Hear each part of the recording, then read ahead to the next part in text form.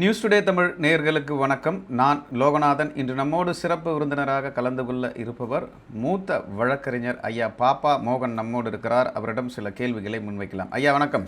வணக்கம். வணக்கம். இந்த நெல்லை ஆணவ படுகொலை கவின் வழக்கில் ஒரு புதிய திருப்பம் ஒன்று ஏற்பட்டிருக்கு. அவரது தந்தை சம்பவ இடத்துல கொலை செய்யப்பட்ட அந்த நாள் அந்த இடத்துல இருந்திருக்காருன்னு சொல்லி நீதிமன்றத்தில் அஃபிடவிட் தாக்கல் செய்யப்பட்டிருக்கிறது.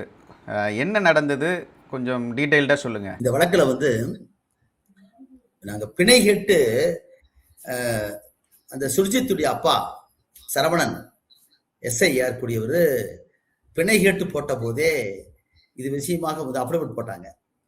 இப்போதான் அவங்களுக்கு சிசிடிவி ஃபுட்டேஜ் எல்லாம் கிடைச்சிருக்குது. அந்த சம்பவத்துக்கு அருகிலேயே இருந்திருக்காரு. சம்பவம் நடந்த இடத்திற்கே வந்திருக்காரு. அங்கிருந்த ஒரு காவலரை பார்த்து கேட்டுட்டு, அது என்னுடைய மகன் தான் இதை செஞ்சவன் அப்படின்னு சொல்லி போட்டு அவர் மீண்டும் அங்கிருந்து போய் அந்த தகவலை மீண்டும் அவங்க மகன் பேசு மற்றெல்லாம் இப்போ சிடிஆரே வந்துருச்சு, கால் டீட்டெயில் வந்துருச்சு. அதற்கு பின்பாக சார்ஜ் ஷீட்டே போட்டாச்சு, குற்றப்பத்திரிகையை தாக்கல் செஞ்சாச்சு. இப்ப இதுல கவின் என்ற அந்த பொறியாளர், பட்டினத்தை சார்ந்திருக்கிற பொறியாளர் கவினுடைய படுகொலையில, ஆணவ படுகொலையில சம்பந்தப்பட்டவர்களாக நேரடியாக போய் கொலையில் ஈடுபட்டவர் சுர்ஜித் சொல்லக்கூடிய அந்த பெண், எஸ்ஐயா இருக்கக்கூடிய அவங்க அப்பா சரவணன், அந்த அம்மா, ரெண்டு பேருடைய மகன் தான் சுர்ஜித். அந்த சுர்ஜித் மட்டுமல்ல, இவனுடைய சொந்தக்காரர், அம்மாவுடைய சொந்தக்காரர் ஜெயபால் ஒருத்தர், 4 பேர் மீது குற்றப்பத்திரிகை தாக்கல் செஞ்சு கடந்த நவம்பர் மாதம் தாக்கல் பண்ணிட்டாங்க. அங்க திருநெல்வேலியில் இருக்கக்கூடிய வன்கொடுமை வழக்கை விசாரிக்கிற சிறப்பு மாவட்ட அமர்வு நீதிமன்றத்துல சிபிசிஐடி சார்ஜ் ஷீட் போட்டாச்சு. அதுல 4 பேர் குற்றம் காட்டப்பட்டிருக்காங்க. அந்த 4 பேரில் சுர்ஜித் மட்டுமல்ல, அதுல சரவணனும் அதே போல அவங்க அம்மாவும் அவங்க எஸ்ஐஆர் கூடியவங்க ஜெயபால் 4 பேருமே இந்த குற்றத்தில் ஈடுபட்டிருக்கார்கள். நேரடியாக ஈடுபட்டிருக்கக்கூடிய சுர்ஜித்தையும் மற்ற 3 பேர் மீது சம்பவத்துக்கு பின்னால் அவங்க இந்த கொலையை மறைத்திருக்கிறார்கள். அது இல்லாம அடைக்கலை கொடுத்திருக்காங்க அப்படிங்கிற பேர்ல போட்டிருக்காங்க. இதை நாங்க ஏற்கனவே பிணை கொடுக்கிற போதே, பிணையில நாங்க வாதிடுகிற போது என்ன சொன்னோம்னா, காவல்துறை சிபிசிஐடிக்கு மாற்றப்பட்ட பிறகு கூட இந்த வழக்கில் சிபிசிஐடி முறையான விசாரணை செய்யவில்லை. காரணம் அவங்க அம்மாவை இந்த வழக்குல விசாரணைக்காக அழைத்து விசாரிச்சு விட்டு அனுப்பிச்சிட்டாங்க. அந்த மாதிரி செய்ய முடியாது. இது ஒரு கொலை வழக்கு, அதுவும் ஆணவ படுகொலை வழக்கு. தமிழகம் முழுக்க மிகப்பெரிய அதிர்வலை ஏற்படுத்தி கொடுக்கக்கூடிய வழக்கு இது. பட்ட பகல்ல பாளையங்கோட்டை நடந்திருக்கக்கூடிய படுகொலைங்கிற காரணத்தினால தமிழகமே அதிர்ந்து நின்ற காட்சியை பார்த்தோம். இந்த வழக்குல சுர்ஜித்துடைய பெற்றோர் 2 பேருமே சப் இன்ஸ்பெக்டர் பெட்டாலியன் சேர்ந்தவங்க. அப்ப அப்பாவுக்கும் அம்மாவுக்கும் இதுல தொடர்பு இருக்கிற போது எப்படி அவங்க 2 பேருடைய பேரும் எஃப்ஐஆர்லயே வருகிற போது எப்படி அவங்க அம்மாவை விட்டாங்கன்னு சொல்லி கேள்வி எழுப்பணும். அத சிறப்பு நீதிமன்றமும் இந்த பிணையை பற்றி பேசுகிற போது கேள்வி கேட்டாங்க. அப்பதான் இந்த இவருக்கு தொடர்பில்லைன்னு சொல்லி அவங்க பிணையில அவங்க அப்பா சரவணனுடைய வழக்கறிஞர் வாதிடுகிற போது சிபிசிஐடி எங்களுக்கு கிடைத்திருக்கிற ஆதாரத்தின் அடிப்படையில சம்பவ இடத்துல சம்பவம் நடந்த உடனே வந்திருக்காருங்க. அந்த பாடி கிடைக்கிற இடத்துல இதர காவலர்கள் காசி பாண்டியன் மற்றும் தினகரன் போன்ற 2-3 பேர் முக்கியமானவங்களாம் அங்க இருக்கிற போது அவங்க அப்பா சரவணன் சம்பவ இடத்துக்கு அந்த பாடி கிடைக்கிற இடத்துக்கே அந்த ஒரு காவலரை கூப்பிட்டு அந்த இதுல சம்பவத்துல ஈடுபட்டவன் தன் மகன்தாங்கிறத சொல்லிட்டு போயிருக்காங்கிறதெல்லாம் ஆதாரப்பூர்வமா இப்போ வந்துருச்சு. அதனால சார்ஜ் ஷீட்கே வந்தாலும் கூட இந்த வழக்குல இப்ப 3 பேர் கைது செய்யப்பட்டிருக்காங்க. அந்த 3 பேர் கைது செய்யப்பட்டு இன்னைக்கு அவங்க அப்பா சரவணன் 2-3 முறை பிணை கேட்டு மறுக்கப்பட்ட காரணத்தினால அப்பீல் போட்டிருந்தாரு ஹைகோர்ட்ல. SC/ST ஆக்டை பொறுத்த வரைக்கும் பிணையை பொறுத்த அளவுக்கு பிணை மேல 90 நாட்களுக்குள் மேல்முறையீடு செய்ய வேணும். அந்த மேல்முறையீடு செய்கிற போதுதான் மதுரை கிளை, மதுரை சென்னை உயர்நீதிமன்றத்துடைய மதுரை கிளையில மாண்புமிகு நீதிபதி முரளிசங்கர் முன்னால அவருடைய வழக்கு வந்தது. அதுல பிணை கேட்கிற போது இந்த சார்ஜ் ஷீட் போட்ட பிறகு அவர் எங்கேயும் தப்பிச்சு போக மாட்டாரு, அவர் விடன்னு சொல்லி கேட்டாங்க. அதுல நாங்க இப்ப விக்டிம் தரப்புல பார்க்கிற போது இந்த வழக்கை இன்னும் முறையா விசாரிக்க வேண்டியிருக்குது, லார்ஜர் கான்சிக்வன்ஸ் இருக்குது. அவங்க அப்பாவுக்கு இந்த மாதிரி சம்பவத்திற்கு முன்பாகவே ஈரூர்ல அந்த ஸ்கூட்டர் வாங்கி கொடுத்திருக்காரு. அந்த ஸ்கூட்டருக்கு ஃபேக் நம்பர் போட்டு தான் கொண்டு போயிருக்கிறான். அப்ப ஸ்கூட்டர் வாங்கி கொடுத்தவர் அப்பா, அவங்க அப்பாவுக்கு அம்மாவுக்கு ஏற்கனவே இந்த சுபாஷினியும் கவினுடைய காதல் தெரியும், அந்த காதல் தடுத்திருக்காங்க, சுபாஷினியும் ஒத்துருக்காங்க. இதை வந்து வீடியோவில் மே மாதத்திலிருந்தே விவரம் தெரிந்திருக்கிறவங்க அப்பாவும் அம்மாவும் இந்த ஜெயபாலோட சேர்ந்து மற்றும் பலரோட சேர்ந்து சரி செஞ்சிருக்காங்கன்னு தெரியுது. ஆகவே இந்த வழக்கில் மேலும் புனர்விசாரணை செய்ய வேண்டியிருக்கிறது. இது ஒரு ஆணவ படுகொலை, அறுதிமுறைதான வழக்கு. உச்சநீதிமன்றத்தின் தீர்ப்பின் பிரகாரம் வந்து இன்னும் இந்த வழக்குல வந்து லார்ஜர் கான்ஸ்பிரசி கண்டுபிடிக்க வேண்டியிருக்குது. இவர் சப் இன்ஸ்பெக்டரா இருக்காரு, இவருடைய மனைவி வந்து இப்ப வந்து வேண்டுமென்றே வழக்குல வந்து ஆஜராகாம விசாரிக்கப்பட்டு விட்டுருக்காங்க. அது சிபிசிஐடி காவல்துறையே வந்து இது போன்ற ஒரு ஆணவ படுகொலை வழக்குல விசாரித்து விட்டுருக்காங்கிறது அதிர்ச்சி அளிக்கக்கூடிய ஒன்று. விட்டுருக்க கூடாது. ஏன்னா 7 ஆண்டுகளுக்குள்ள இருக்கக்கூடிய வழக்குல மட்டும்தான் நோட்டீஸ் கொடுத்து விசாரிக்குங்கிறது அர்னேஷ்குமார் வழக்கிலையும் தமிழ்நாட்டில் நக்கீரன் கோபால் வழக்கிலையும் கொடுக்கப்பட்ட தீர்ப்பு. எப்பயுமே அப்படி கீழே வந்து எப்படி இவ்வளவு பெரிய ஒரு தூக்கு தண்டனை அல்லது வாழ்நாள் சிறை கொடுக்கக்கூடிய வழக்கில் வந்து விசாரிச்சு அனுப்புறதே காவல்துறை சிபிசிஐடி இது வழக்கில் வந்து மெத்தனமா இருக்கான்னு தெரியுதுன்னு சொல்லி நான் பேசணும். இவைகளையெல்லாம் கேட்ட நம்முடைய சென்னை உயர்நீதிமன்றத்துடைய மதுரை கிளை வந்து அவங்க அப்பா போட்ட சரவணன் போட்டக்கூடிய பிணையை வந்து தள்ளுபடி பண்ணாங்க. அது கூட வந்து ஹிந்து பத்திரிகையில் வந்திருக்கும். இதற்கிடையில சார்ஜ் ஷீட் போட்ட போது அதுல குற்றம் சாட்டப்பட்டவராக காண்பிக்கப்பட்டிருக்கூடிய அவங்க அம்மா ஏத்திரியா வராங்க, கிருஷ்ணகுமாரி. அவங்கள வந்து எப்பயுமே ஒரு வழக்கில் கைது செய்யாத போது அந்த கைது செய்யாத இருக்கிறவங்களுக்கு என்ன செய்யணும்னா, முதல்ல வந்து அது வந்து பெயிலபிள் அஃபென்ஸா இருந்தா சம்மன்ஸ் கொடுக்கலாம், அல்லது வாரண்ட் கேஸா இருந்தா பெயிலபிள் வாரண்ட் போடலாம் பொதுவா. இந்த வழக்குல வந்து நீதிமன்றம் வந்து சார்ஜ் ஷீட் போட்ட பிறகு முதல் தவணைக்கு அப்புறம் 2வது தவணையில தான் வந்து நான் பெயிலபிள் வாரண்ட் போட்டிருக்காங்க. அதாவது பிணையில் விட முடியாத குற்றச்சாட்டுகிற முறையில வாரண்ட் போட்டிருக்காங்க என்பிடபிள்யூ. அந்த வாரண்ட் போட்டதை வச்சுக்கிட்டு என்ன பண்ணிருக்காங்கன்னா, உயர்நீதிமன்றத்துல வந்து அவங்க வந்து ஏத்திரியாக காட்டப்பட்டிருக்கிற கிருஷ்ணகுமாரி அவங்க வந்து எஸ்ஐயா பணிபுரிந்தவங்க இப்ப சஸ்பெண்ட் இருக்காங்க.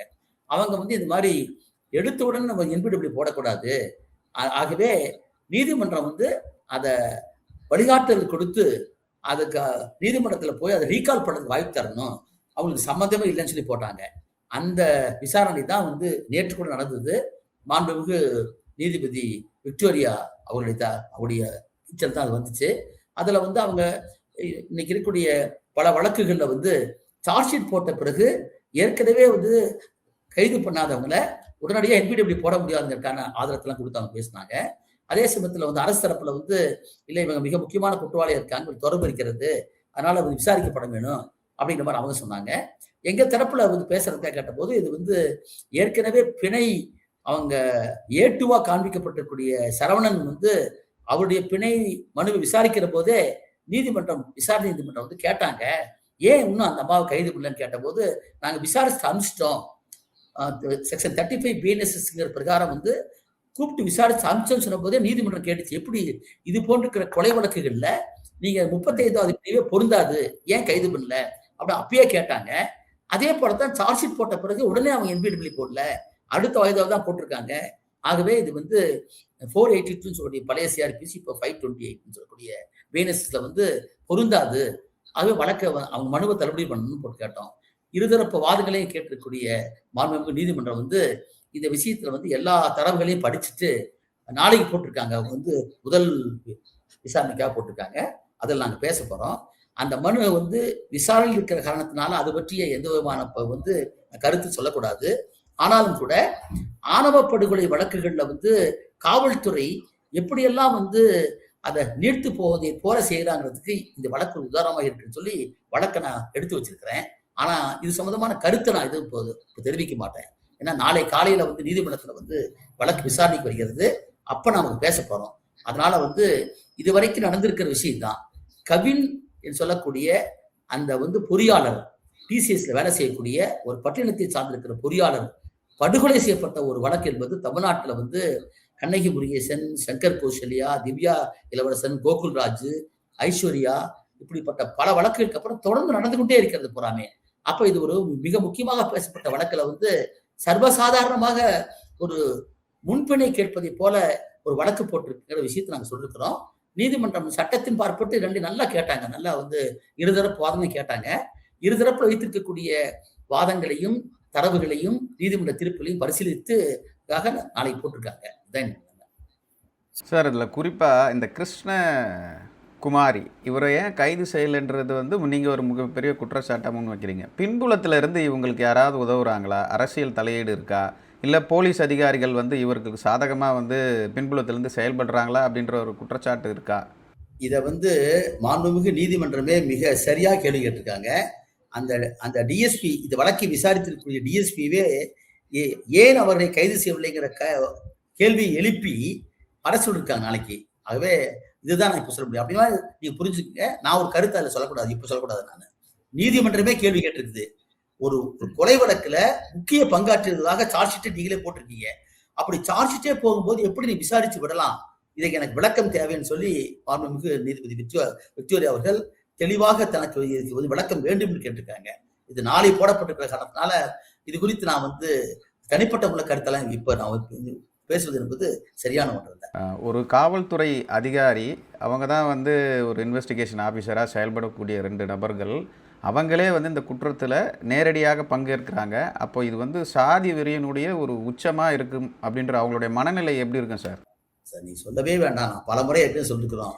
இது சாதி ஆணவ படுகொலை மட்டுமல்ல, சாதி ஆணவத்தோடு அதிகாரமும் சேர்ந்திருக்குன்னு சொல்லிருக்கிறேன்.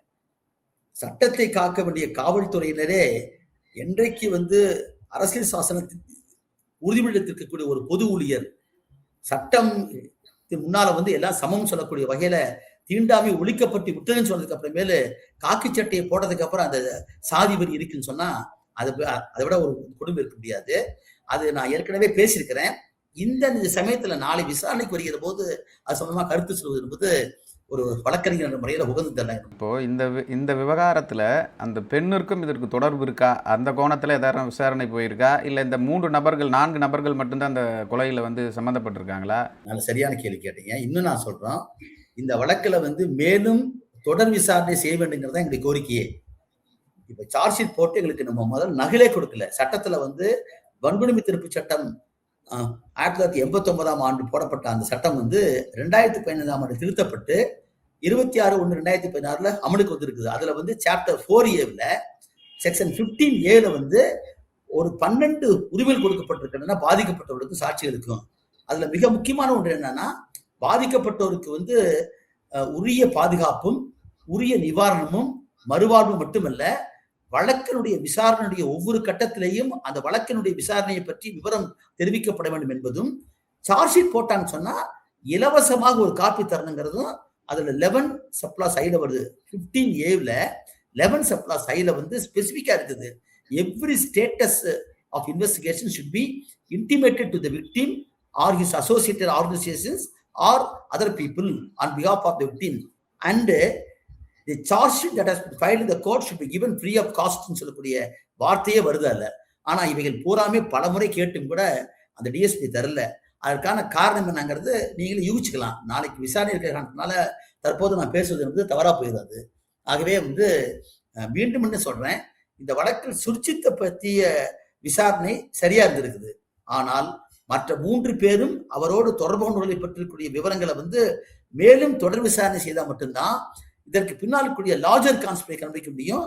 அதற்கான உரிய நடவடிக்கையை வந்து நாங்க எடுக்க போறோம். இதை பொறுத்த வரைக்கும் மட்டும்தான் இந்த புலன் விசாரணை சரியாக சென்றிருக்கிறதே தவிர, அவங்க பெற்றோராக இருக்கக்கூடிய A2 சரவணன், A3 கிருஷ்ணகுமாரி, ஜெயபால் இவங்க 3 பேருக்கும் சம்பவத்துக்கு முன்னாலேயே தொடர்பு இருப்பதற்கான முறையில ஆவணங்களும் அதற்கான பொறுமைகள் இருந்தும் கூட அவைகள் விசாரிக்கப்படவில்லை சிபிசிஐடியால. அது மட்டுமல்ல, இதற்கு பின்னாலேயும் வேறு சில சக்திகள் இருக்கலாம், கண்டிப்பா இருக்கிறது. அதை வந்து ப்ராப்பர் இன்வெஸ்டிகேஷன். ஏன்னா வந்து வன்கொடுமை தடுப்பு சட்டத்துடைய விதி 1995 செக்ஷன் 7 சப்ளாஸ் 1 என்ன சொல்றாங்கன்னா, ஒரு மாவட்ட காவல்துறை துணை கண்காணிப்பாளருடைய அந்தஸ்துக்கு குறையாம தான் இதை வந்து இன்வெஸ்டிகேட் பண்ணணும் முதல்ல. அப்படி விசாரிக்கக்கூடிய அதிகாரிகள் இந்த வன்கொடுமை தடுப்பு சட்டத்துல நுட்பமும் அறிவும் அனுபவமும் கொண்டிருப்பதாக இருக்குன்னு சொல்றாங்க. அப்படிப்பட்ட முறையில வந்து இதுவரைக்கும் தமிழ்நாட்டுல வந்து மாவட்ட காவல்துறை கண்காணிப்பாளர்கள் போடுறதே இல்லை. காரணம் அந்த சென்சிட்டைசேஷனே இல்லை. வன்கொடுமை தடுப்பு சட்டத்தினுடைய ஆன்மா என்பதே ஆர்டிகிள் 70 அடங்கியிருக்குது. தீண்டாமை ஒழிக்கப்பட்டு விட்டது என்று சொல்லக்கூடிய அடிப்படையான ஒரு உரிமையிலிருந்து பிறக்கக்கூடியதுதான் வன்கொடுமை தடுப்பு சட்டம். ஆகவே இதற்கு சிறப்பு சட்டம் என்று வைத்து, சிறப்பு நீதிமன்றம் வைத்து, அதற்குரிய புலனாய்வு அதிகாரிகள் எல்லாம் ஒரு சிறப்பு பயிற்சி பெற்றதுன்னு சொல்லி கூட நடைமுறைக்கு அது வரல. இந்த வழக்கில் நம்ம அதான் பார்க்கிறோம். ஆகவே இந்த வழக்கை மேலும் தொடர் விசாரணை செய்து மேலும் கொண்டு போகிற போதுதான் இதுல பின்னால் இருக்கக்கூடிய பல விவரங்கள் தெரிய வரும். அதற்கான உரிய நடவடிக்கையை வந்து நாங்க இதற்கு பிறகு நாங்க எடுக்க போறோம். இந்த விசாரணை அதிகாரியை மாற்றுறது தொடர்பாக நீங்க மேல்முறையீடு போற இருக்கீங்களா? அந்த மாதிரி ஏதாவது நடக்க வாய்ப்பு இருக்கா? ஆமா, கண்டிப்பா. இப்ப நான் வந்து அந்த நாளைக்கு பெண்டிங் இருக்கனால அதை பத்தி நான் இப்ப வந்து கமெண்ட் பண்ணல நானு. நான் என்ன சொல்றேன், மீண்டும் மீண்டும் சொல்றோம். சுர்ஜித்தை பொறுத்த அளவுக்கு அந்த புலன் விசாரணை மிகச் சரியாக இருக்கிறது. ஆனா ஒவ்வொரு முறையும் வந்து நான் இந்த பாதிக்கப்பட்டவரும் அவரை சார்ந்தவர்களும் வந்து பல விவரங்களை போய் எடுத்து சொல்லி முறையிட்டு தான் இந்த வழக்கு தமிழ்நாடு அரசாங்கம் வந்து 27/7/2025 நடந்த சம்பவத்திற்கு லோக்கல் போலீஸ் ஸ்டேஷன்ல விசாரிச்சிருக்காங்க. அதுலயே நாங்க காசி பாண்டியன் சொல்லக்கூடிய அந்த ஆய்வாளர் வந்து ஏற்கனவே இந்த வன்கொடுமை நடந்ததை பத்தி தெரிந்து ஸ்பாட்டுக்கு போயிட்டு அதற்கு பின்பாக 3 மணி நேரம் கழிச்சு அவங்க அம்மா கிட்ட இருந்து புகார் வாங்கினதே தப்புன்னு நான் சொல்லுகிறோம். அது செக்ஷன் 4ல வந்து தவறு, முன்கூட்டி நடந்த விவரத்தை அப்புறம் மறைச்சிருக்கான்னு சொல்லுகிறோம். அதனால இதுல வந்து காவல்துறையும் சம்பந்தப்பட்டிருக்கிறது, சாதிய சக்திகளும் பின்னால் இருக்காங்க. இவைகளை பூரா வந்து நாளைய அமர்வுக்கு பின்னால நாங்க வந்து உரிய தொடர் விசாரணை வேண்டும் கேட்க போறோம். அப்ப வந்து முறையான நீதிமன்றத்துல வந்து வழக்கு போடுவோம். குறிப்பா நெல்லை கவின் ஆணவ படுகொலை தொடர்பான பல்வேறு அப்டேட், குறிப்பா சம்பவ இடத்துல அவரது தந்தையே வந்து இருந்திருக்காருன்ற ஒரு முக்கியமான அப்டேட்டை நியூஸ் டுடே தமிழுக்கு சொன்னமைக்கு நன்றி. மற்றும் ஒரு நிகழ்ச்சியில் மீண்டும் சந்திக்கலாம் தொடர். நன்றி, வணக்கம். நன்றி, வணக்கம். நேயர்களே, இது போன்ற இன்ட்ரெஸ்டிங்கான வீடியோக்களை தொடர்ந்து நாங்கள் தந்து கொண்டு இருக்கிறோம். எங்களுக்கான அங்கீகாரம் என்பது எங்கள் சேனலை சப்ஸ்கிரைப் பண்ணி எங்கள் வீடியோக்களை தொடர்ந்து பாருங்கள். நன்றி, வணக்கம்.